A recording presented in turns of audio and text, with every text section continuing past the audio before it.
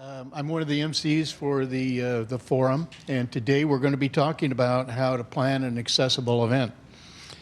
I'm one of the founding members of the Northwest Universal Design Council, which stresses the use of universal design in the principles in all manner of design, from residential to building designs, to streetscapes, to parks, to digital communications. Among those principles is the equitable use and accessibility. Today you're going to hear things that you should consider when you plan and present an event that'll make your event more accessible and more equitable for participants and guests. Today you'll hear from people who have a variety of disabilities, like vision and or hearing, other physical or cognitive challenges. They're going to tell you what you need to know to ensure that your event is welcoming and inclusive to all ages and abilities. And this is a somewhat rhetorical question today, but why is that important? About 40% of the people in the Seattle Puget Sound area, 65 and over, report having some type of a disability. When you add in the younger adults and with significant hearing and or vision and cognitive impairments and or limited ability, you're talking about a sizable number of the Seattle residents that are challenged to participate in the life of their community. Many do, but it's challenging and it's exhausting. Not just Seattle, but the U.S. Census tells us that about 20% of the population lives with a disability. And we like to try to stress, too, that 20% doesn't include the people of the friends and families and caregivers that are affected by that disability. So in all, it's a huge percentage of the population. Today, you'll learn what you can do to make the participation easier. Now, I'd like to introduce my co-MC, Barry Long. Like myself, Barry is a realtor. We've worked together for several years to bring accessibility features to the real estate community. In fact, we've added accessibility as a searchable field now in the multiple listings. As a result of that, we've also formed a company called Able Environments, and our focus is going to be on training the real estate community to appreciate, understand, and be able to represent needs of disability in the community.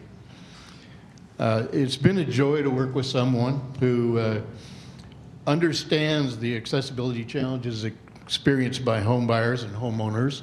So without further ado, I would like to introduce Barry. It's a pleasure to be here to promote accessibility, the age and place and universal design concepts that Tom and I are working on. What's so fun is about half of you in the room I already know, and it'll be exciting to get to know the rest of you. This has been a fun adventure. And I appreciate the opportunity to be here as well. I've been told that I'm not supposed to tell personal stories of anybody that I know in the room just because I know some things about you, but most of you know my Facebook, so I just need to be quiet now about that. And thanks again for being here. We appreciate you supporting what we're doing and doing this together. So everybody who's presenting this morning has experienced a welcoming and inclusive event, and that's why we're all here, is to learn from them. They've also encountered stories, on occasions when they couldn't get sufficient information about an event to know whether it was accessible or not, or they couldn't get to an event, or they couldn't get in once they got to an event, which I have dealt with myself as my public speaking company. And they've also had a complete and adequate experience when getting to an event. So all of those things happen. And what we're hoping to do today is to help you, learn how to alleviate some of those things. And we'd like to focus on the positive today. It's one of the things that's really important to me, is that this isn't a negative aspect of things. This is a what can we do to make things better, to make everybody's experiences more positive.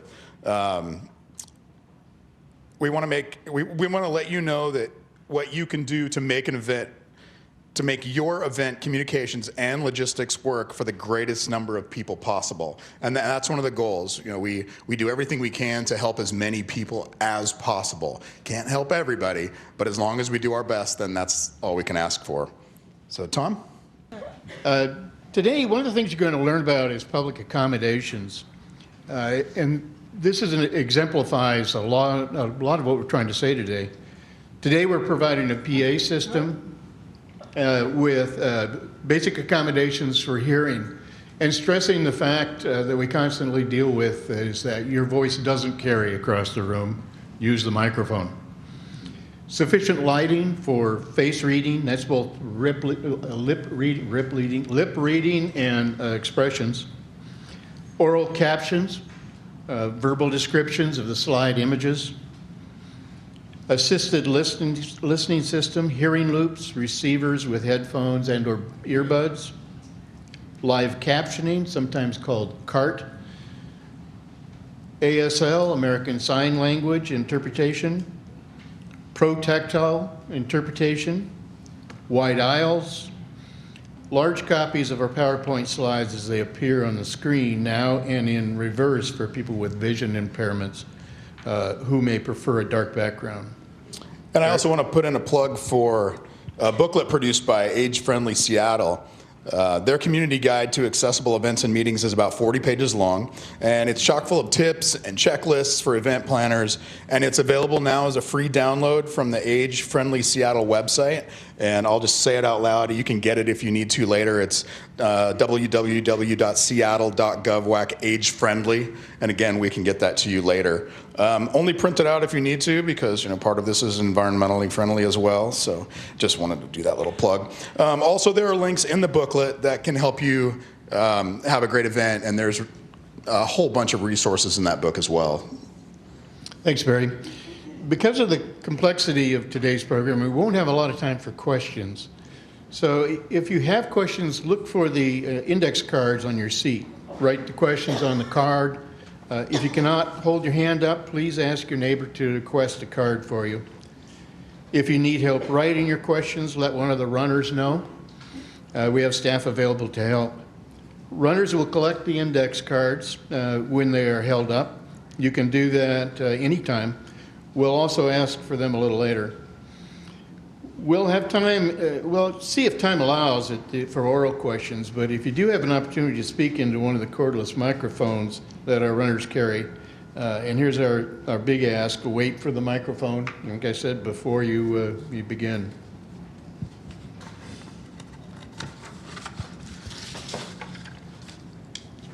It's important for 3 reasons. One, we respect everybody's right to hear what you have to say. Our caption writer needs to hear what you say. And this forum is being recorded by the Seattle channel, and the viewers at home will need to hear the questions that you're asking. If you're not comfortable speaking into a microphone, please turn your question in the index card, and we'll read it for you. So with that, I would like to introduce our first presenter. Our first presenter is Ariele Belo. And Ariele directs deaf and hard of hearing services at the Hearing, Speech, and Deaf Center, a position she has held since 2002. Ariele supervises program staff in Seattle, Tacoma, and Bellingham. Ariele will talk about the Americans with Disabilities Act, civil rights legislation that was adopted 29 years ago, but many event planners do not know that it applies to their work. Please help me in welcoming Ariele Belo. Okay, hello everyone, good morning. I'm here to talk about the Americans with Disabilities Act. The ADA actually has 5 titles in total, but today I'm going to focus on only Title II and Title III of that act.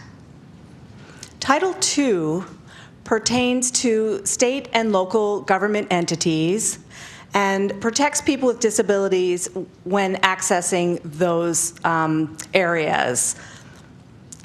So for people with disabilities, they have a right to access programs and activities that are provided by state and local governments. That's what the law says. The Title II then means that the City of Seattle, if they're providing any type of services to people with disabilities, your programs and activities must also be fully accessible. Title III of the ADA forbids discrimination based on a person's disability for any public service or building accommodation. So in other words, any public services that are offered by businesses, schools, restaurants, medical office, movie theaters, any travel industry services must all be accessible to people with disabilities. So services, programs, and activities must be accessible. So what you can do to make sure that you're providing equal access for your services and activities is to make modifications to some of your policies. For example, you may have a policy that says no dogs allowed into your area of service. Instead, maybe say you can allow service animals, or service animals are allowed. Also, be sure to provide any type of accommodations that are requested. And for more information about the ADA, I believe we have a note or a slide that gives the website where you can find more information, but it's through the Department of Justice and the Northwest ADA Center, NWADAC. Or you're welcome to visit the booths outside and talk to the people there to learn more about providing accessible services. Thank you very much. Next, we have a panel of presenters who will tell you what they wished you and other event planners knew that would help them feel welcome at your event in advance and when they arrive. Marci Carpenter is moderating the panel. Marci is president of the National Federation of the Blind Washington chapter. She's a volunteer advocate for people who are blind, helping them gain skills and confidence and achieve their life goals. Marci is here today to help us, all of us, gain skills and confidence in serving individuals with disabilities. So welcome, everyone. As I said, my name is Marci Carpenter. I'm really glad to have all of you here today. And just for those who may not know the variety of entities we have with us today, we have the City of Seattle, we have people from Pierce County, we have the Museum of Pop Culture, we have the National Park Service, we have people from Whatcom County, from Adobe, and people from colleges and theaters. The panel you are going to hear from today is people with different disabilities. There are a number of disabilities, and there are an infinite number of ways that people experience their disability. What you will hear is a sample of, as I said, of people who might be coming to your events.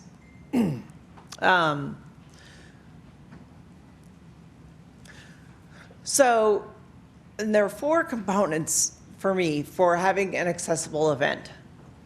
One is people have to get to know your event. They have to know about it ahead of time. They have to have access to all the information that you put out.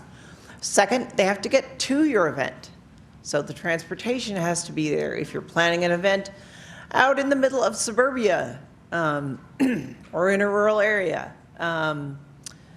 you might try as best you can to get it, to have it in a place where there's some kind of public transportation and sidewalks and infrastructure for people to get there. They have to get in your event. So they have to get in your venue, they have to be able to get seating, and then they have to get what I call getting into your event. So they have to know what's going on and know what options they have for participating. So those are sort of 4 core principles for me. I'm going to relay one story of mine, which contains first an example of something that didn't work very well, but then how it turned around. So I attend lots of city and other entities' open houses. I'm a transportation nerd. So, so I went to this one event one time that was hosted by a transit entity, and they had all kinds of whiteboards for people to write on, all kinds of maps and diagrams.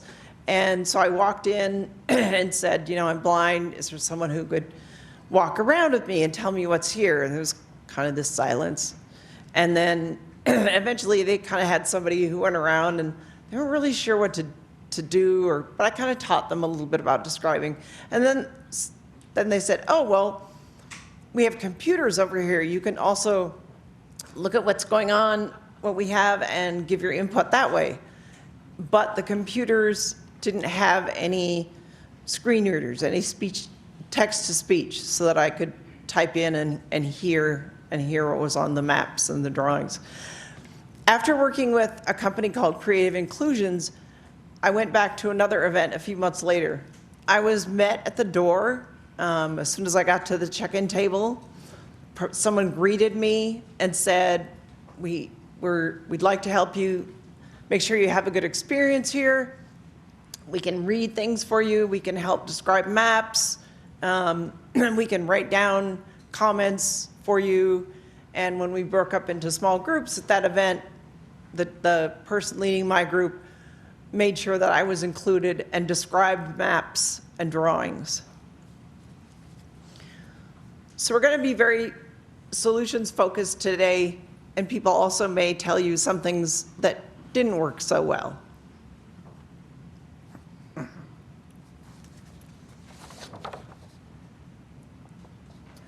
Our panel today is made up of 7 people.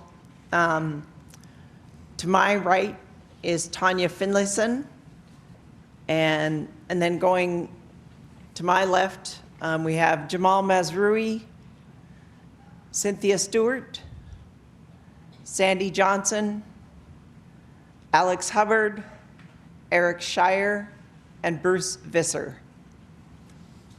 I'm going to first ask them each to introduce themselves and tell something about their disability, and then we're going to get into questions. So we had questions that panelists could choose from which questions they wanted to answer about accessible events. So our first panelist is Tanya Finlayson, and her husband and son are also here with us. And Tanya is going to give her answer through a voice-producing device, it's a communications device. Okay. Hi, my name is Tanya Finlayson. I have lived in Washington all of my life and think it's the best place ever. I graduated from Juanita High and then received a degree in recreational leadership from Bellevue Community College. About 5 years ago, I started a company called Not Limited. We developed a device which helps individuals communicate and operate computers with Morse code. Some of my hobbies range from jumping out of perfectly good airplanes to riding whitewater rapids and everything in between. Currently, I am a homemaker. I am married to the best man in the world, and we have a wonderful son who just turned 13. They are probably the ones who are sinking down in their seats right about now. Sorry, guys. Anyway, I am happy to be joining you this morning. All right. My name is Jamal Mazrui. I lost my sight as a teenager. Subsequently went to college and got a degree in operations research and then a graduate degree in public policy. In my career, I've had 2 strong interests, one being information technology and the other being public policy, and I've kind of gone back and forth. Over the years, I've worked as a database administrator, computer programmer, legislative analyst, event organizer, and I currently work as a quality assurance engineer at Amazon within the Kindle department. I'd like to echo something that Marci said about the difference the human touch makes to making an event accessible for people. As a blind person, it really makes a difference when I show up at an event where I'm unfamiliar with the layout, for somebody to be there, to be able to help me find a restroom if I want to do that, help me find a seat, describe the layout of the room in basic terms. When they show me to a seat, give me an idea where that seat is, and also where the speaker will be. because sometimes as a blind person it can be confusing because of electronic speakers that mislead you into thinking that somebody might be speaking from one direction when they're actually somewhere else. So I'm sorry, Jamal. Yeah. I didn't specify that. We're going to do introductions first. Okay. And then we'll get to the questions and the beg your pardon. solutions. So, yes, thank you for whatever you can do with the human touch. I am the current president of the Hearing Loss Association of Washington. I have a lifelong severe hearing loss.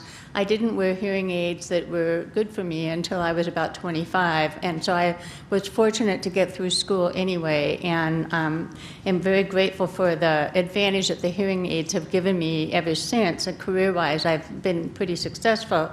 However, it's important to know in planning events that hearing aids don't make you hear normally. Hearing aids do some amplification, but you do not have normal sound. And furthermore, sound gets distorted as it moves through the air, and even amplification distorts the sound. Background noise makes it impossible to sort out what you're hearing, and so forth. So a lot of those things have to be taken into consideration when planning events. Some things that would help would be good signage, so we don't have to turn around and ask somebody next to us that we can't hear anyway, what's going on, tell me what I need to know.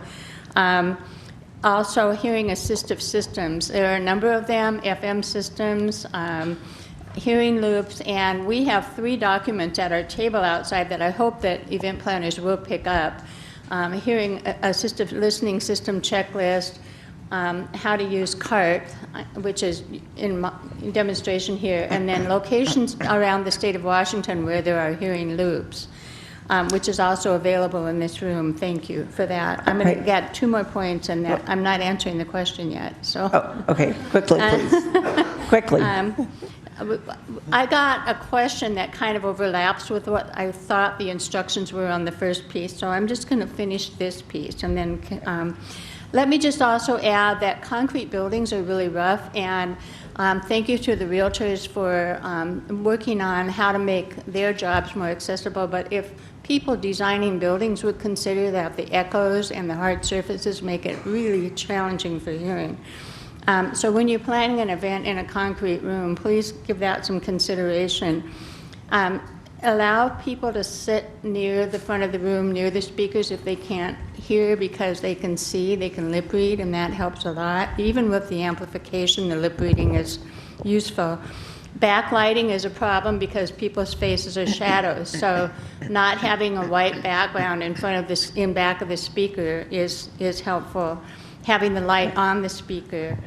And so I guess at that I will stop, but thank you for your time for listening. And it's time for an interpreter switch. Next we have Sandy Johnson. Sandy? Hi, my name is Sandy. I work for the City of Seattle in traffic operations, and I have a job coach from Puget Sound Personnel that helps me out when I need it. My job coaches are Dina Virali and Diane King. I have a disability, which is autism, which is known as Asperger's syndrome, which I diagnosed with at age 3.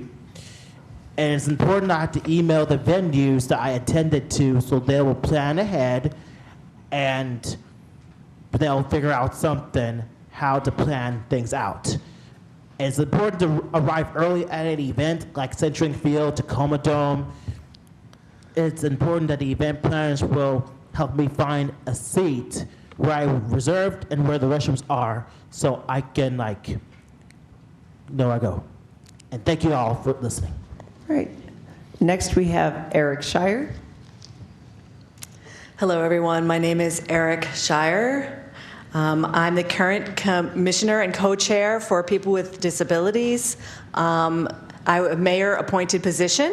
It's a volunteer position on that committee. And my full-time job right now is as an interpreter, a sign language interpreter. And next year, I'll be doing a world tour guide for a deaf travel company. That will be my full-time job next year. I'm looking forward to that. Thank you. Thank you. And Bruce Visser. Bruce Visser is standing. Bruce says, "Good morning, I'm Bruce Visser. As others have mentioned their disabilities, generally speaking, I don't like to go into my disability too much because often people who don't know better will simply focus on the disability, and that becomes the lens rather than seeing the individual. So for today's sake, and for today's context, I'm willing to tell you that I am a deafblind individual. I've been living here in Seattle for 20 years, and I'm curious, how many people here are into numbers? Anybody? Do you like numbers? Yeah? Okay. Well, great. I got a quiz for you, okay? What happened 10,535 days ago? Anyone? Anyone? All right, I've got the answer for you. The ADA was signed into law 10,000 plus days ago. So that makes me wonder, that's a great thing, but at the same time, how is it that we still have meetings to discuss barriers to people with disabilities? And the fact that we have to continuously educate folks on how to make their services and events accessible. Nonetheless, I'm very excited to be here. I'm glad that we're pushing for this, and I'm glad to be partnering with everyone here. Thank you. So I think maybe what's important is that what you should be aware of is when you're meeting someone with a disability, be open to their needs. For example, myself as a deafblind individual, I may have a guide with me, a sighted guide with me for various reasons, maybe just to help me understand the environment so that I don't have to do as much work. The work, frankly, takes me away from the enjoyment of my environment. And I have someone to kind of share the information with me about what the environment looks like, how I can get around in it so that I can actually enjoy it. I would say the key thing for everyone to keep in mind is that we're all responsible for empathic communication with one another, being empathetic and understanding what a person's needs might be from the beginning. So for example, if I was a guest in your home, and I showed up, you opened the door for me, which would you rather hear? Me making a statement about your body odor? Or perhaps maybe saying, hey, it's great to see you, long time no see, really happy to be here. Which kind of experience do you want to have? Let's make the environment more welcoming to people, okay?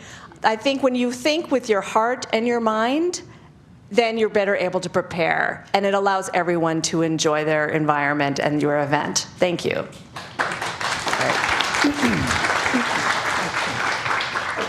We have a great panel, lots of great ideas. And so one of the other techniques that I use for you to know about is that I use my iPhone with the voiceover on to tell me things that I have, some of the things I have written down. So occasionally, those of you who can see will see me using a little Bluetooth headset. I'm not listening to my Imagine Dragons album.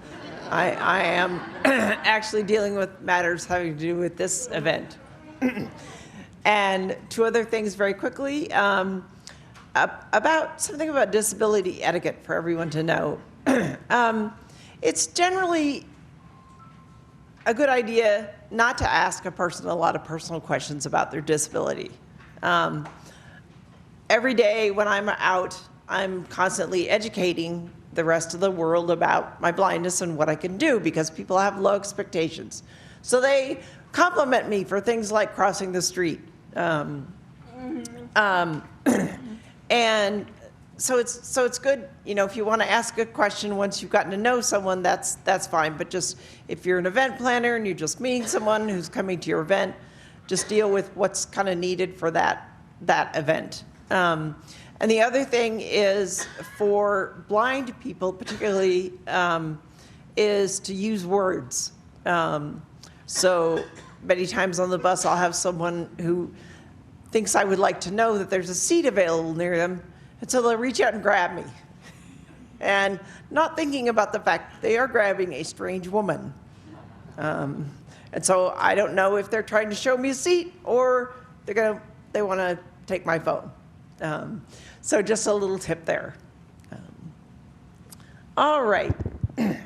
Let's get into the questions now. And again, if you have questions that you want to ask, use the cards. Get assistance from someone, raise your hand if you need help. If we take another poll, just another little accommodation here, instead of having people raise their hands, if I was going to take a poll, I would say, well, let's just do this. So how many of you here today plan large events? And say aye. Aye. Okay. And how many of you plan mostly small events, meetings, open houses? Aye. Okay. Good. Good mix of people. And good way for you to understand how a blind facilitator does a poll. All right, because this event is all about modeling accessible events. So our first question is going to be answered by Tanya. So go ahead and Tanya. When I go to concerts or anything that might require seeing a stage, I get very perplexed about two things. The first issue is a person who needs seating accommodations is only allowed to have one companion seat next to him or her, particularly at concerts. For individuals who have a family or who enjoys doing things with a few friends, usually means the person has to struggle to get seats nearby the accessibility section whenever they would like to go with more than one person. In my situation, when my family would like to go to a concert, we can rarely get seats that are together. This means if someone is required to sit in the accessible section who has a family, their family is separated. As a mom, there is something very magical watching your child's face light up at the child's first concert or watching them as they watch their favorite performer. Unfortunately, my husband and I never get to experience those special moments together because we are separated, because I am required to sit in the accessibility section, because my wheelchair is considered as a fire obstruction. The second issue is the majority of people who have a physical disability have a hard time seeing the stage from where they are required to be, especially at concerts. Because when people stand, the individual who cannot physically stand can only see people's backs and butts until people sit down. I have one example that will give you a better idea of what I am talking about. We attended a concert at an outside venue 2 years ago. And while we loved the atmosphere and the setting, we were rather appalled by the ADA accommodations. Frankly, it seemed like everything was being done to discourage people with disabilities from attending. First, we understood their policy to be for people with disabilities were allowed to enter about 15 minutes prior to the general public. But what was not made known to us was the ADA entrance would be closed once the general public was allowed, and this meant that, in order to use it, we would have to wait in 90-degree weather for over 2 hours, waiting for the concert to start. When we arrived, one person told us to go to the front of the line. But we were stopped and told to return to the end of the line, where I had to navigate through the entire line in this wheelchair. I did not really mind, but it was not very comfortable nor enjoyable for the people who had to see me navigating towards them so closely. Even if we had arrived 2 hours early to use the ADA entrance, we could not practically use it because they had the policy that only allows one companion to use the ADA entrance. As I stated, we attend the events as a family. This meant either my husband or my son would have had to go in another line and enter through a different gate. My son does not have the responsibility to assist me if I have a sudden physical need Therefore, it is necessary to have my husband close. Moreover, it was not safe for my son to wait in the line by himself. So, the policy of only allowing one companion to use the ADA entrance was impractical. Once we got in the gate, I found a seat which offered a decent view of the stage. But I was promptly told to move and told that I had to sit in the wheelchair box. Venues usually, if not always, have an area reserved for people in wheelchairs, which offer elevated seating with a little better view of the stage when people are sitting. The problem with this box was it offered absolutely no advantage for the person in a wheelchair in regards to the view. As soon as people stood up, I had absolutely no view of the stage. Additionally, this section was not reserved for people in wheelchairs. Anyone could sit there. There was no attempt made to keep people out of the area who were not in a wheelchair. The area was there only to keep people who were in wheelchairs in that section. I was offered other options to sit in the high-back chair areas, but these areas were even worse. They were right behind the pathways, so I would have had my view constantly obstructed by people walking, and the only place I could park my chair would have to been behind people who were sitting in high-back lawn chairs, so I couldn't even see the concert when the people were sitting, much less when they stood. We were also told that I could purchase reserved seating, and they could move any of the chairs out of the way. I am not sure how this would have helped.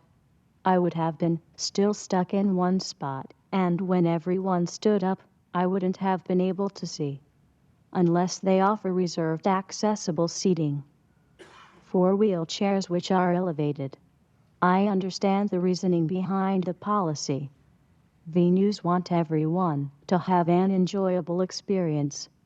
However, it seems as if people who have physical challenges often get overlooked until the last minute of planning.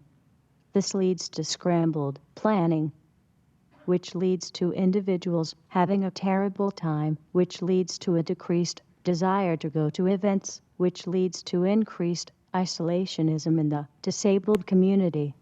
We tried to contact the venue to discuss the issue, hoping to help prevent the situation from happening again, but nobody contacted us back.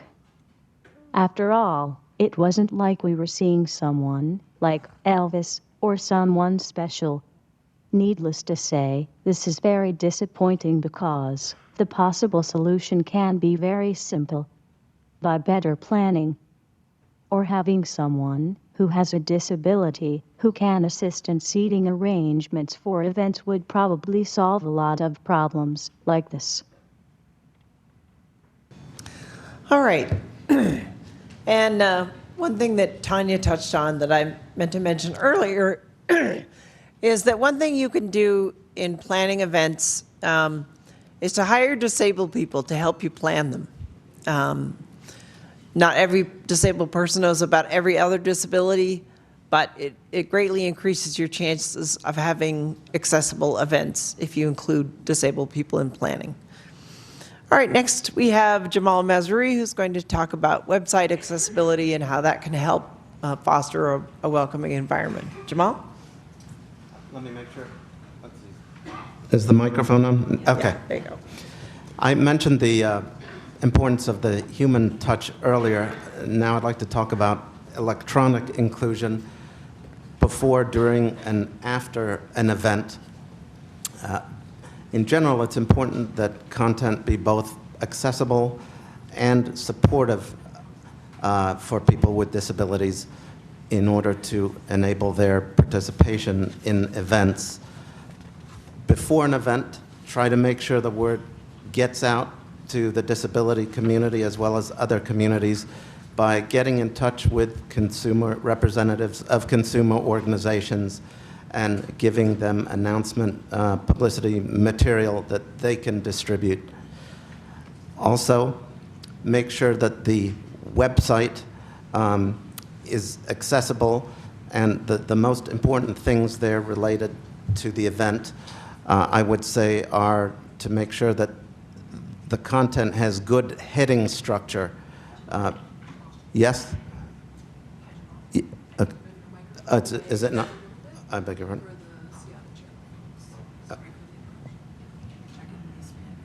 Okay. Should I continue? Yes, please. Okay. Screen reader users especially, but others as well, benefit from well-structured content. The first thing a screen reader user does usually when getting to a web page is attempt to find the main content of the page, because it's very common these days that there are all kinds of navigation links and other side features of a web page before getting to the main content, and it can be extremely tedious and time-consuming if a blind person has to tab, or search in different ways to find where the main content is. The easiest solution is to make heading level 1 begin the main content of the page.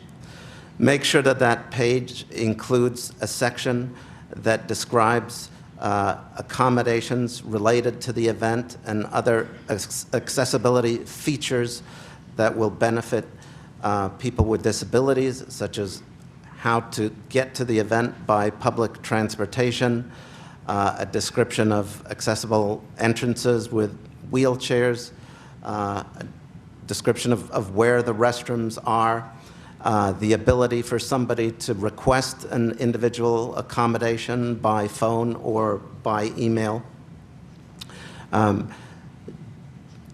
Ask the speakers if they're going to have handouts or slides to give you them in advance so that you can post them on the website. Since a blind person is not going to benefit usually from a slide presentation during the event. And the format that I recommend you request is Microsoft Word format. PowerPoint format, although works well for the slide presenter, is actually the least accessible electronic format. After Word, I would say the next best would probably be a PDF file. During the event itself, make sure that there are headings for every, subheadings for every time slot of the agenda that explicitly say the time, the name of the speaker, the title of the speaker, the title of the topic, because often somebody will want to know exactly like the spelling of the person's name. Don't take it for granted that they'll be able to get that information elsewhere. After the event, and during the event, if you're streaming it live, make sure that there are captions for deaf people. If you're tweeting the event, it's easier for screen reader users if you use mixed caps for your hashtag. So let's say the hashtag was accessible event. Make it accessible beginning with a capital A and then run together event beginning with a capital E. That will lead to the most understandable pronunciation by a screen reader rather than say all lowercase or all uppercase. And put the hashtag at the end of your tweet so that every time somebody listens to a tweet about the event, they don't have to first hear that same hashtag again before hearing the specific content of that tweet. After the event, often speakers don't get you the final version of their slides until after the event. So make sure you still have the ability to post content. And if you only get it in PowerPoint format, convert it to a more accessible format. Post a transcript of the event. And if you have a video recording of the event on your website, make sure that the controls to play and pause, fast forward, rewind that video player are accessible. And the best way to test for accessibility, there's manual testing and there's automated testing. really try to find someone if you don't have someone professionally in-house. Hire somebody who is blind, in the case of blind users, to actually manually test and make sure they can do key tasks like register for the event, find what time a particular thing is, etc., rather than just assuming that all of this is going to be accessible. And finally, if you have a follow-up survey for the event, also make sure that you're using a service that structures those web forms in an accessible manner. If you do these things, you can make electronic inclusion a reality and make it a better event for people with disabilities. Thank you.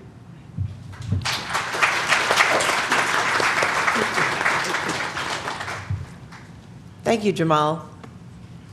Next, we have Cynthia, who's going to talk about what planners can do at both before a person arrives at an event and after you arrive, and she's going to also give an example of something that might not have worked so well and how it could work better. Go ahead, Cynthia. Thank you. Some of what I would have said at this point I had already said earlier because I misunderstood the instructions. So I'll talk right now about what would make me as a hearing loss person feel more comfortable in advance. The first thing is to assume that there is a sound system available, that it will be used, and that it's been tested and it works well. Secondly, an announcement in advance that there will be hearing assistive technology available, particularly an FM system. If it's in a room with a hearing loop, let people know that in advance, and so they don't have to wonder. And then if you need to have some kind of advance notice or a request in advance, don't ask us to call. Telephone calls are really hard for people with hearing loss. Provide some kind of an email opportunity to do that. And then arriving at the event, having good signage, as I mentioned earlier, is really, really helpful. And then automatically having front row seats reserved for people with hearing loss. Those are things that make us feel much more comfortable when we arrive somewhere. In terms of an experience that did not go well, I recently attended during the legislative session a reception that was held in the legislative building in a room that has a dome, and it's basically stone wall. So the echo in that room, when you get 3 people in there, it sounds like about 100 are there. And when you get 100 people in there, it sounds like 1,000. And that reception was one at which we were supposed to talk to legislators about our disabilities, but you couldn't hear each other in that room. It was impossible. Also, the legislators were being announced by a sound system that I personally also couldn't hear. And then there was no hearing assistive device available that would work with that sound system. So all in all, it was, in my opinion, kind of a disaster. Some people did better, but I hated that. I think what would help would be to make sure that there is attention given to people who are not using ASL to communicate and who do have to listen, so that there is enough quiet available to be able to hear each other. And then also automatically have a sound system that works and hearing assistive system connected to it, so that people can get their needs met without having to work so hard at it. I'd be happy to answer any questions later about more details. Thank you, Cynthia.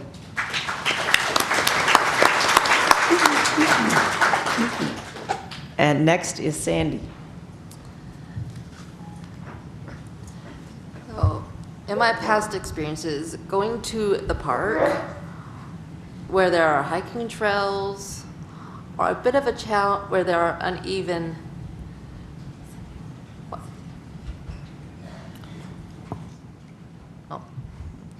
where there are uneven ground is a bit of a challenge for me because I have cerebral palsy on my left side.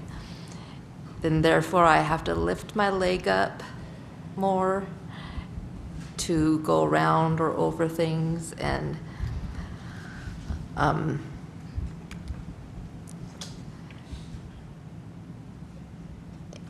And make sure so I don't trip. Make sure I don't trip. Walking long distance that can be very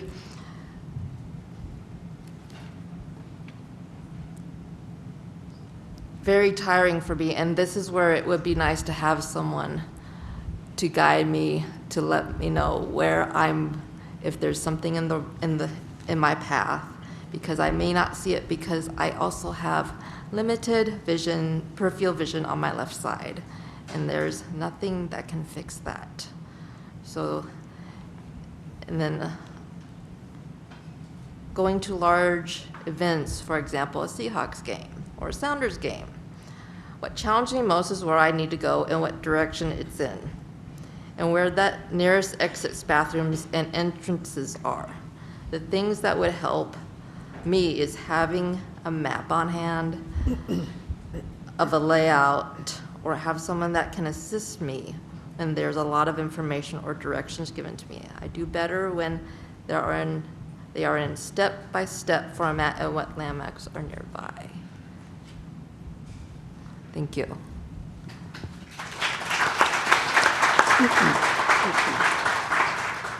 Thank you, Sandy. Next, we have Alex, who's going to talk about accommodations that he might use at larger events like sporting events or concerts, and also at smaller events like classes and community meetings. Alex? All right, thank you. Can y'all hear me? I have notes on my phone here. So for the larger events, I would like to have contact information so I am able to email or call the event venue in advance so I can ask for information or accommodations. I like to be able to get into the event venue beforehand so I understand where things are. Getting to the event early before lots of other people arrive helps me avoid the big crowds. Big crowds can be challenging for me because I'm sensitive to people being close to me. I might need someone to help me find my seat and show me where the restroom is. After that, I can find it on my own. Sometimes I have a hard... Oh, thank you. It's for smart events. Thank you.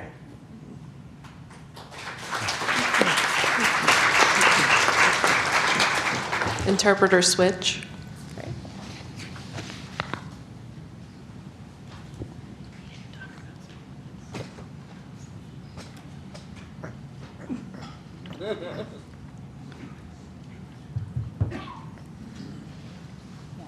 Okay.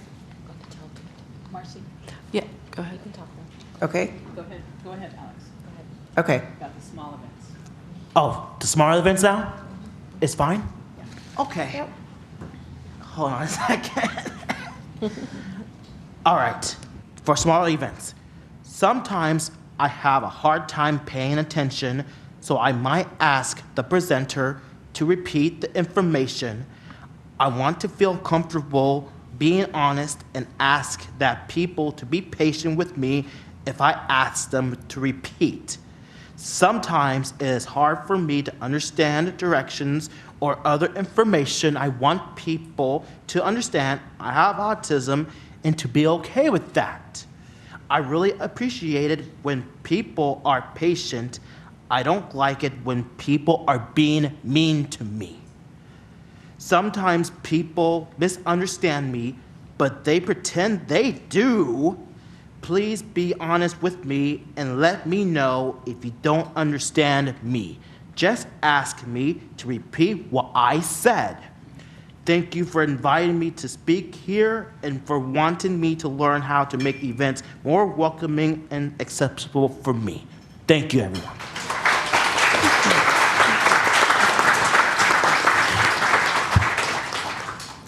Thank you, Alex. So next, Eric Shire, Eric, and I'm going to ask Eric a question, which is, what do you want event planners to know about planning for and arranging interpreters?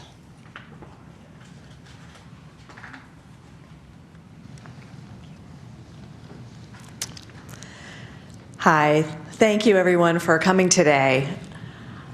I wanted to speak about how to prepare an event for accessibility for all folks who are deaf or deafblind and how to go about getting interpreters. First of all, when you're ready to promote an event, it's important to post the information on your flyers, not just on the website, but any publications that you're putting out about the event.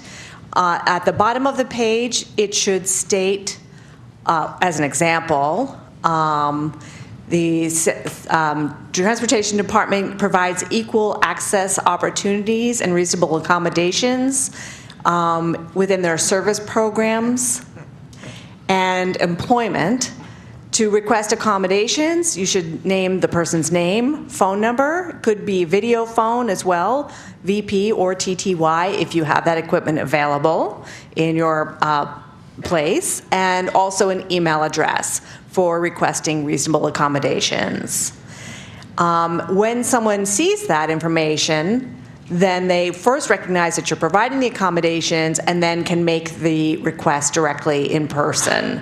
If they're making a request for a sign language interpreter, let me explain to you how you might go about getting one. We have several interpreting agencies in the city of Seattle, and there is a program here, or a person who manages providing interpreters for the city of Seattle for many different departments. So you would contact Holly Delcom. No, she's saying no. Who is the person's name? There is no contact? Oh, well, my goodness. Okay. Well, this is the person who provides interpreters for my commission meetings, but I'm getting some information from Holly at the moment. Holly is mentioning that each department has their own person who's responsible for getting interpreters for your own events. When you make a request for interpreters, please provide materials, meaning PowerPoints or notes in advance to the interpreters so that they can prepare as best possible. We suggest the information getting to them at least 1 or 2 weeks in advance so they can give the best interpretation possible for the deaf participant. Also, you should set up a space for the interpreters, and it's important that you have good lighting so that people are able to see them. Oftentimes, lighting in events is coming from behind the interpreters, shining in the eyes of the deaf or hard of hearing participants. So we ask that the light be the other direction, being on the face of the interpreters, and we prefer that the interpreters be on stage if there is a staged event. Also, you should have seating arrangements that allow deaf or hard of hearing people to sit in the first couple of front rows with a clean line of sight to the interpreters. And that's about it. I think that's the best way to make things accessible for people who are deaf, and the best way to go about getting interpreting services. Also, of course, you would want to provide CART services as well. So I suggest both sign language interpreters and CART, or real-time captioning, when deaf or hard of hearing people are involved. Thank you.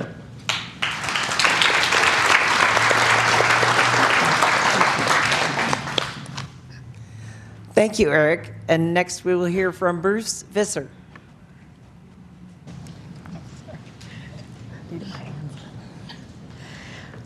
Hello again. Let me think for just a moment, look at my notes. As some folks have already mentioned here on the panel, your website information is probably key. Please give whatever information you can about the event, context, content, names of participants or panelists, and please, street address. Don't make us search for the location. The more information you can give about the location, the specific room, the better. Please post that on the website and on the flyer.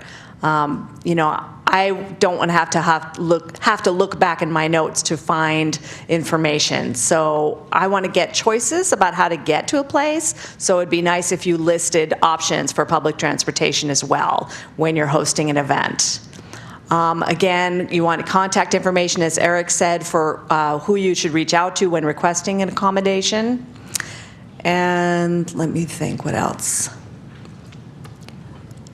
Often when I attend different events, I struggle with how to go about paying not about the money itself, mind you, but if I have a sighted guide with me, for example, oftentimes I have to have a long discussion with someone about the fact that my sighted guide, the person that's with me as an SSP, is there for my involvement. They're not there for their enjoyment. I shouldn't have to pay 2 memberships, for example. I shouldn't have to pay for 2 people. They're there as my accessibility to tell me where I should sit, to tell me where the fire exits are, how to get to the restroom, etc. So why would I be paying for 2 people? So I always appreciate the opportunity to allow my support person in with no charge. Of course, I would pay my own fee, but I shouldn't have to pay for 2. I think what else I might want to add? I think that's it. Thanks.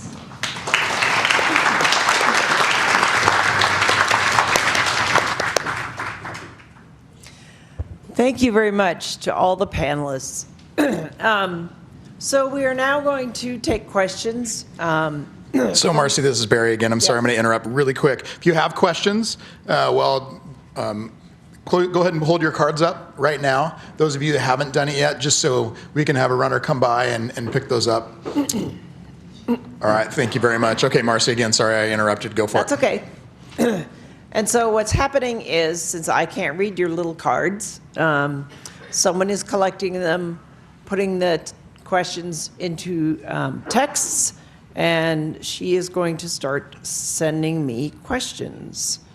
And So really quick, so she's sending you questions. So while you're looking, Holly, I was just giving everybody your name and phone number for everything, so I just wanted you to know that. Sorry. And one of the things I'm going to jump in really quick with the interpreters, I know that whenever I show up to an event, all of the interpreters go, "Oh no, not Barry," because I talk really fast, especially as an MC. So I know that I've had several conversations about, Barry, remember to slow down when you're emceeing an event. And then one last quick thing before Marci gets to the questions is I want to embarrass Tanya, my friend, here for a minute. Tanya and I actually went to college together. And one day she mentioned, it was funny for me being in a manual wheelchair, I'm a paraplegic from a motorcycle crash. I thought I knew what disability was because, of course, I'm in a wheelchair. And then I got to college and ran into Tanya one day and realized that there's different kinds of wheelchairs and there's different kinds of communication. And I actually learned Morse code so I could make Tanya's computer machine swear. But one day she mentioned that she wanted to go skydiving and that nobody would take her skydiving. So my brother and I decided we were going to figure out how to take Tanya skydiving. So we went to a skydiving company, and my brother is 6 foot tall, and I've been in a wheelchair for a few years now and can't walk or stand. And when we went in to talk to the gentleman, he looked at me across his desk and said, "I'm sorry, but we don't jump your kind." And I hadn't walked for 2.5 years, but my brother held my shoulder down because he thought I was going to stand up.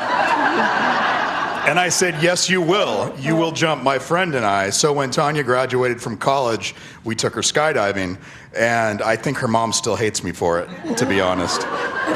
So anyhow, I told her I was going to embarrass her today, and she said, "Don't." And I said, "Of course, I have the mic and you don't." So with that, I'm going to hand it over. I know if there's other questions, please, have your cards up so we can see them. Otherwise, Marci, I'm going to hand it back over to you. Go for it. all right, thanks, Barry. And then if we have time, after we get to audience questions that have been put on the cards, we'll have runners come around with microphones and you can ask a question from the floor. And what I ask, again, as a blind person facilitating, is that you stand up and say your name so I can just identify where the voice is coming from. All right. This first one here.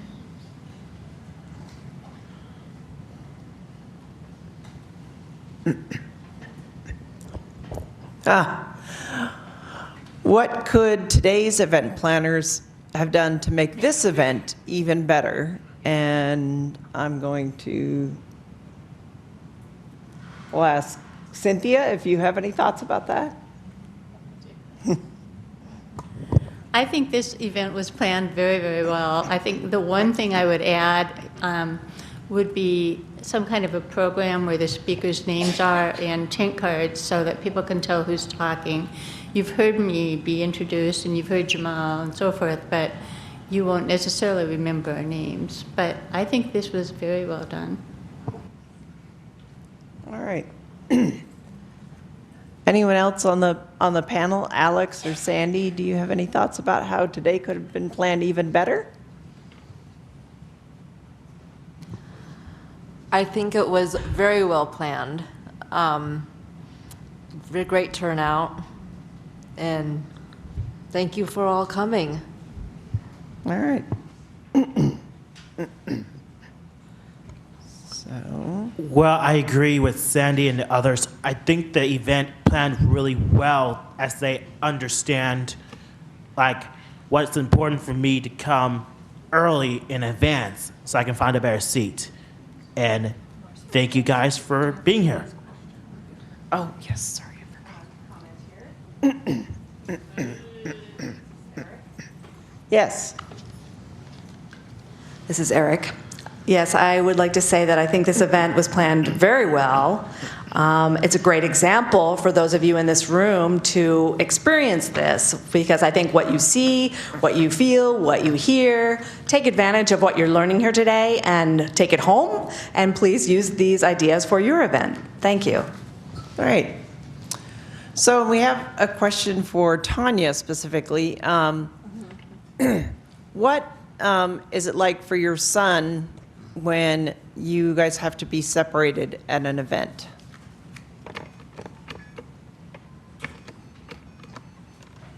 That is a great question. Since I don't quite know what it is like, I will turn this over to my son and let him tell you. Take it away, Who is, by the sunshine. way, the newly elected president of his class. Congratulations.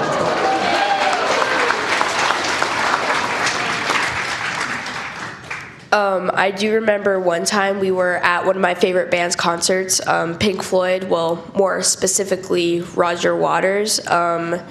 So we got to the concert, and it turned out that the general seating had to be separated from the disabled seating. And I remember her talking earlier about how only one companion was allowed. So me and my dad had to go sit in the rows in front of, which, so one thing that I was looking forward to at the concert was watching her enjoy it, because she is a fan of country. So I was looking forward to seeing her enjoying it, but that unfortunately did not happen because we were sitting in a different row. And we did not really get to see what her experience was like for the concert.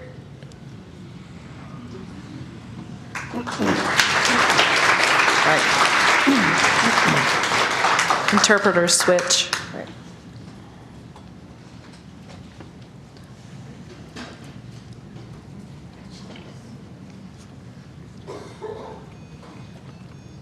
Good. All right. Marci, go ahead. Okay. So, next question. What can we help, the question was non-techies, with in regard to planning accessible websites? So Jamal, do you want to? So people who might not be so tech savvy. Well, let's see. I'm trying to think how best to address this, because obviously a website is going to involve some technical material, but I would say the best single place you can go if you want to learn about web accessibility is a site called webaim.org.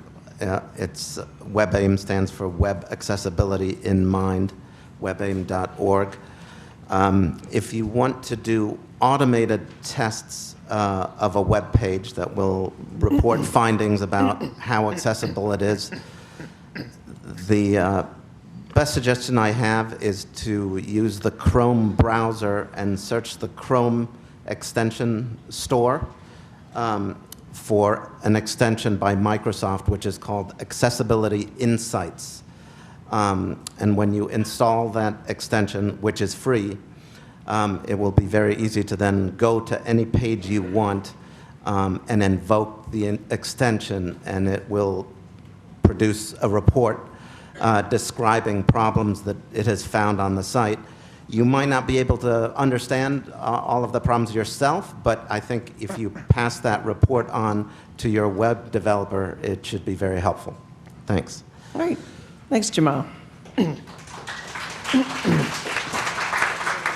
So we have a question now that I think I will answer, and it was about what event planners can do to help make events better for people who have strong sensitivity to fragrances. So I am someone who has very strong sensitivity to fragrances. My allergies and asthma make it extremely difficult for me to be around any kind of perfumes, colognes, cigarette smoke, anything.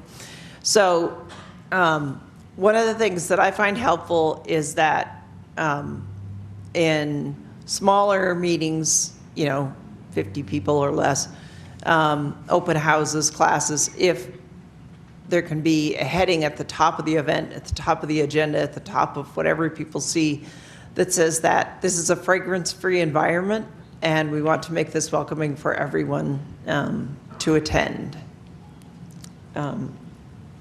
Anyone else on the panel have anything to add to that? All right. All right.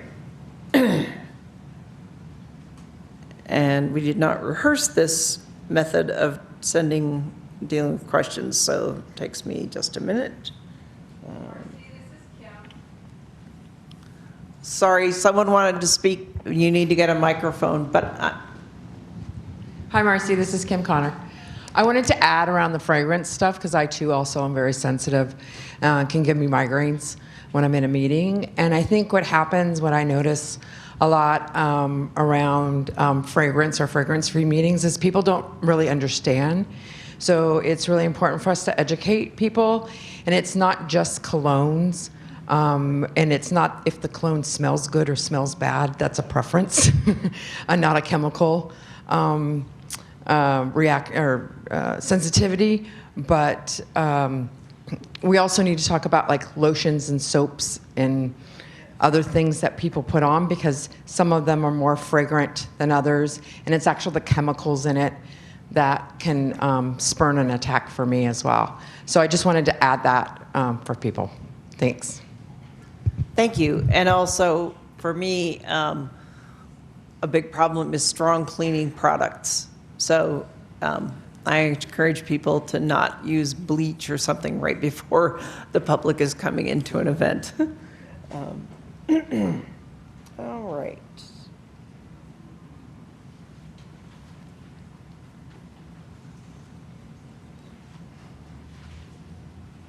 Okay.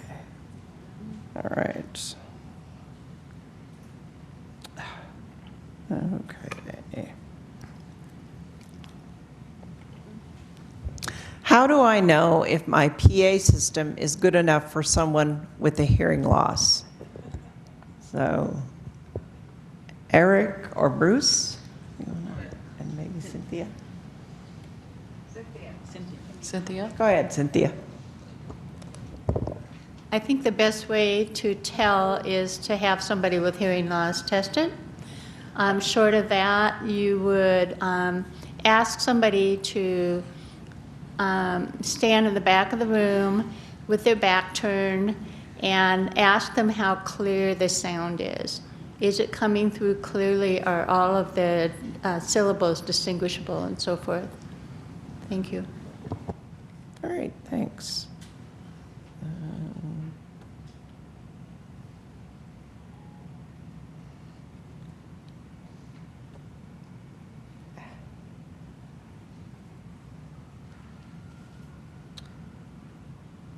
And so, Jamal, you had mentioned a source where notification of events can be sent. Was that something that you weren't sure about that? It's on. Well, as far as announcing events, I wonder if the reference was to help get the word out to the disability community. make sure that you send publicity material to representatives of consumer organizations of people with disabilities, because then they can repost on their own listservs or Facebook groups or that kind of thing. All right. And what are some ways that a planner can make sure that the restrooms at their event are accessible and obviously working?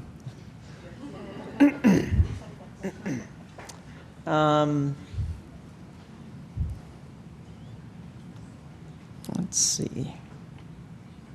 Is there someone who would like to answer that question?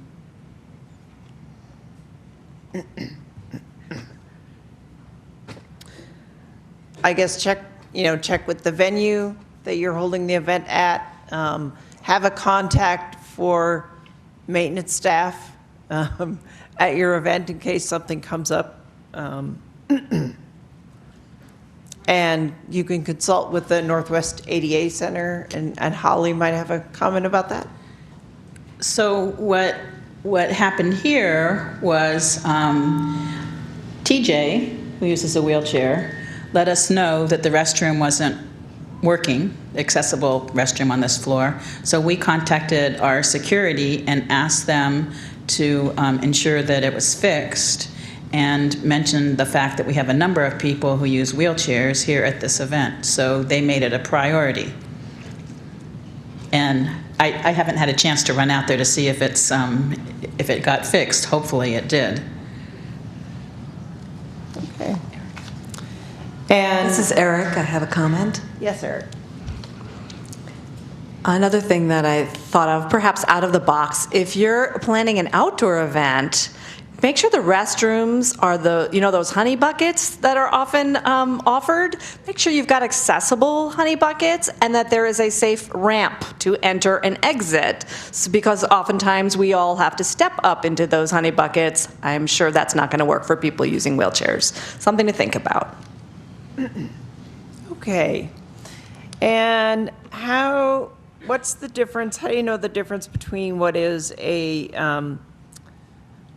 hearing loop, a T-coil, a headset, assisted listening systems, and how to know which are best to use in a certain event? Cynthia? Yes, thank you. Thank you for that question. So the first piece of accessing hearing assistance is having something called a telecoil in your hearing aid. The telecoil is a little tiny coil of wire that provides a reception from a signal that comes from some other device. So those other devices might be a hearing loop, which is an induction loop that goes on the floor or around the wall and sends a signal to that telecoil in your hearing aid. Another example is an FM system that transmits an FM signal from a transmitter, and the wearer receives, has a box that receives, and a person with hearing aids uses a neck loop with that, and that transmits to the telecoil in the hearing aid. People who don't have hearing aids can use those FM systems with a headset, and that is also possible with the induction loop for the hearing loop.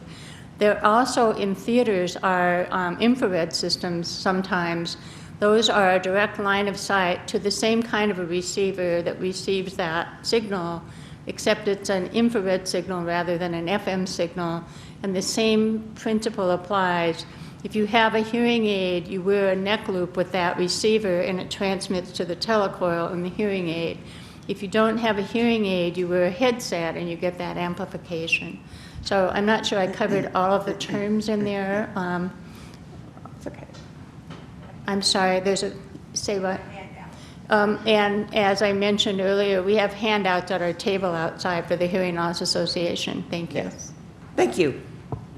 A question about how do we shift culture about respect and politeness in the context of different ways of moving, perceiving, and communicating. So I had mentioned my Bluetooth that I'm using. I also have Braille notes. Marci, this is Barry. I'm going to jump in here really quick if you don't mind.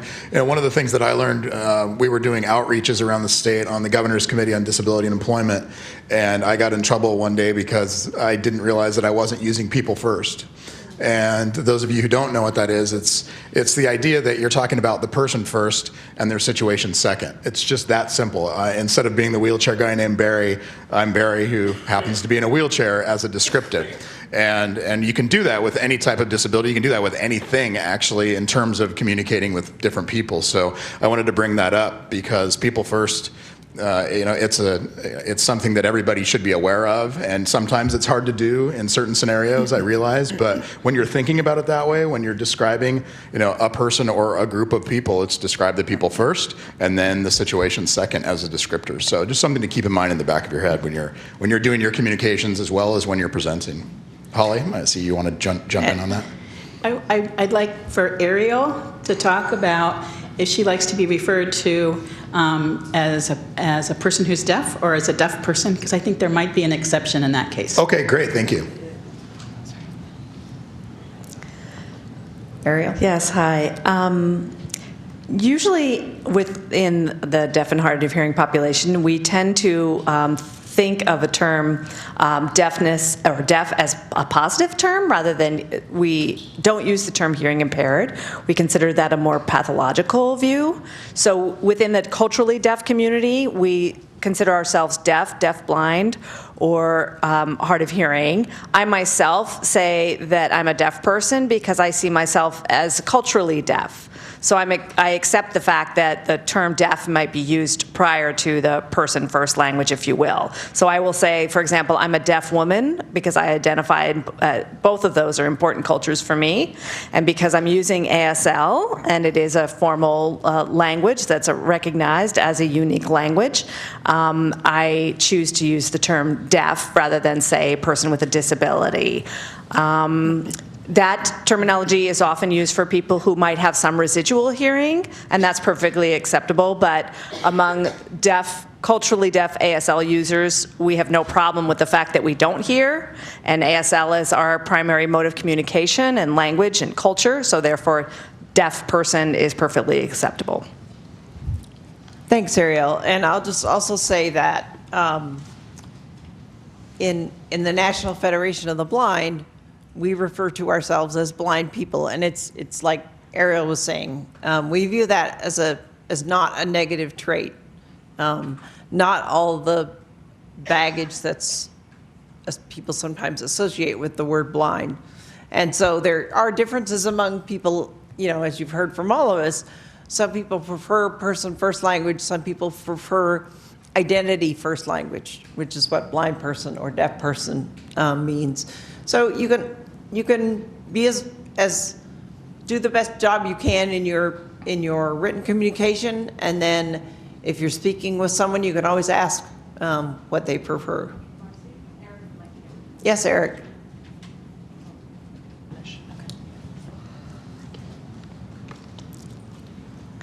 I want to go back to two questions previous. When planning an event, I wanted to add that when you send out any flyers or requests for accommodation, please emphasize that your committee or staff, employees who are in planning the event have some type of training in terms of how to address people with disabilities if they are a part of this event. So they are prepared and know what to expect for any person with a disability that might show up. Because in my personal experience, I might show up to an event and say that I'm deaf and I've requested an interpreter, but the people I'm meeting have no idea what to do with me. So it's better if the entire group who is planning this event have that training in advance and know what to do and are all comfortable with welcoming a person with a disability or whether deaf person or a person using a wheelchair. I think that will help your event go more smoothly. Thanks. Great. Thanks, Eric.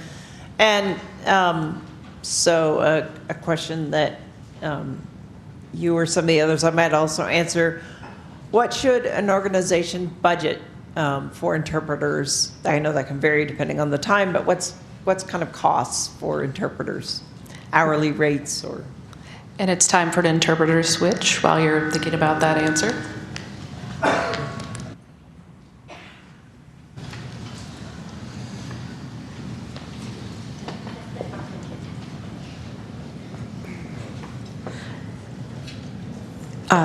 Marci, just so you know, Bruce also has a comment to make. Okay.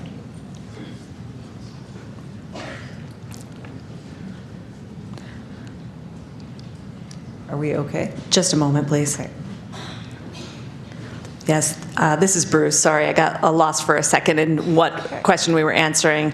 I also wanted to speak about the language that you're using on the website or flyer.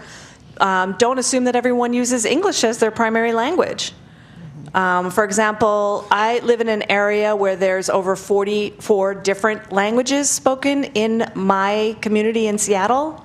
So I would suggest giving options. Of course, maybe you're going to have your flyer done in English, but don't assume that everyone's going to understand that or that somehow that's the, and you don't want to make your language too flowery or frilly. Keep it simple so that anyone who's reading as a second language or third language user might understand it. Thanks. And Eric also has a comment. This is Eric again. Again, to respond to your question about interpreting, interpreters have different rates. They can cost anywhere from $40 to $60 or $70 an hour and usually have a 2-hour minimum. And it varies depending on who is requesting, which agency you're going through. So I just wanted to mention that if you're thinking about costs. When you're planning an event, factor in the costs of interpreting, and not just interpreting, but any other accommodations you're making for people with disabilities. Thanks. Okay. And let's see. Someone also asked about what event planners should budget for other accessibility issues for like small events, something with 10 to 12 people or 20 to 30 people. One thing I always like to let people know is there are some resources for getting materials put in Braille. The Cleo Brooks, I think, is here. Cleo, would you stand up? You standing? Okay. She did not stand. Oh, okay. So Cleo Books from the Library Equal Access Program is here. It's a place where folks who need access to Braille and screen reader materials can go and use equipment in that place. I know she also does some brailing for city events. Also, I know that the Lighthouse for the Blind in Seattle is a place you can contact, and they'll braille some materials. Another place is the Ogden Resource Center that's part of the Washington State School for the Blind, and you can have agendas, something as small like an agenda or a larger booklet, put in Braille by them, and they just charge by the page, so it's not an expensive proposition in getting that material. Marci, could I add something? Yes, Cynthia. So I would just like to say that most organizations that I've worked with do not have a budget for hearing assistive devices, and and most people don't even think about it. So a really recent development has been that the State Office of Deaf and Hard of Hearing has provided systems to the hearing, speech, and deafness and deaf centers around the state, and those are available to public groups to use on a temporary basis. So if you have a meeting and you need an FM system, for example, you can check it out from them, and it's easy to use. There are also some occasions on which a table loop, which would be like an induction loop or a hearing loop on the floor, but it goes around the table, can be procured and loaned out and used temporarily for a meeting like that. So there are options, and if you can't afford something and you don't have it available, try checking with the Office of Deaf and Hard of Hearing or with the Hearing, Speech, and Deaf Center. Hi, this is Barry. I'm going to jump in again really quick. Two things. One, I know several of you have asked questions that we haven't gotten to today. So we'll follow up on the Northwest Universal Design Council's site. There'll be an email that gets sent out to everybody with links, and they'll follow up and answer the questions that haven't been touched on today. And then I'd also like to open it up right now. We have a few runners that have microphones. Is there anybody in the audience? I believe there may be one or two people that would like to ask a question. So if you do, please let us know. I know over in the corner. Why don't you go ahead? Hi everyone. This is Peggy Martinez. I train folks how to plan accessible meetings and that kind of thing.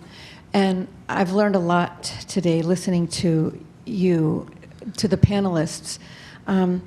One question I have, it has to do with sort of notifying interpreters about the information that's going to be presented at the meeting, and that makes sense to do that so that they can have the language and the context of the meeting, but the context of the content of the meeting. But something that I think is really challenging for people is to send the exactitudes of the meeting content 2 weeks in advance, because for anybody who's planned a meeting where things change and things are updated, sometimes information for a meeting isn't ready until about 20 minutes before the meeting. And we've all experienced that, it's not easy. So what I'd like to hear from the deaf community is or maybe it's an interpreting community question, I'm not sure, but if you don't get the exact agenda for the meeting, how can that be transmitted, and how can that information be made available so that everybody is included at the meeting as things have changed? Thank you. Someone want to take that? Bruce? Yes, hi, it's Bruce Visser. Hi there, good to see you here. I think the key thing is, sometimes people hire interpreters who perhaps are not qualified, and that can throw off your meeting big time. So most importantly is to hire professionally qualified interpreters. I won't go into the details of how to go about finding those folks. We can figure that out. But the point being that you want to have interpreters who are appropriate and can match whatever the situation is and whoever the clients or participants are. If, let's say, something comes up in a meeting that's not on the agenda, for example, a joke or something, of course you're not going to be prepared for everything. You just need interpreters that have the qualities and qualifications to be able to manage things that come up. So I think we all recognize that there has to be some flexibility in life. No one can expect to have everything set in advance perfectly. That's normal. I hope maybe that satisfies your question, or I don't know. I think Ariele also has a comment too, and Eric. Does that answer your question? Yeah, totally helpful. It's okay to go with because the so flow many people sometimes, have the too. same question, I think. So I think that might just be useful for a lot of folks in addition to me. Thank you. Ariele? Okay, yes, this is Ariele speaking. Also, I wanted to respond to that question. I think when you're making reasonable accommodations, we do request that you give some advance notice or information to interpreters. And I think that given that you might have an event coming up, let's say 2 or 3 months in advance, still make the request for interpreters for both deaf and deafblind participants well in advance. Your agenda doesn't have to be provided to them right at that moment. You just know that you're going to be providing as much information as you can prior to the event. But most importantly is book those interpreters as far in advance as possible, because both deaf and deafblind people have different preferences in terms of interpreters and the appropriate language match. And in order to have the right interpreters there, you're going to need to get those people lined up well in advance of your event. Thanks. And Eric says, 2 things I'd like to add here. I know that some of you might be concerned about confidentiality when it comes to using interpreters and sharing materials with those interpreters in advance. Mind you, interpreters all follow a code of professional conduct, which includes confidentiality. Anytime they're given materials, they keep those to themselves and then destroy them. So just know that they're only there to interpret for the target audience at your event, and that's it. Another consideration is when you're hiring interpreters, it depends on what type of event you're planning. Let's say it's a women's conference. Well, you might want to consider only having women interpreters. If I'm hosting a gay conference, I'm gay, and if I'm hosting a gay conference in Washington State, I want to be sure to have the appropriate interpreters that are comfortable in that setting and can do a good job. So think about what type of interpreters you're getting and make sure that they are appropriate to the audience that you are inviting. And again, we want to mention that there is a variety of interpreters, but there's also a limited number of interpreters here. If people of color are quite limited among the interpreting community, so if you're trying to meet a subgroup of people, you're going to need to work in advance to try to find those interpreters that are an appropriate match. Thanks. Great. Thank you. So, and I just want to make one other comment about providing accessible materials. So I sit on and have sat on many city, state, and national boards and committees. And as a regular participant in events, often I work with event planners or liaison staff in making sure that materials that are going to be covered at a meeting are either put in Braille or, preferably for me, sent to me ahead of time via email so that I have a chance to read them over before the event.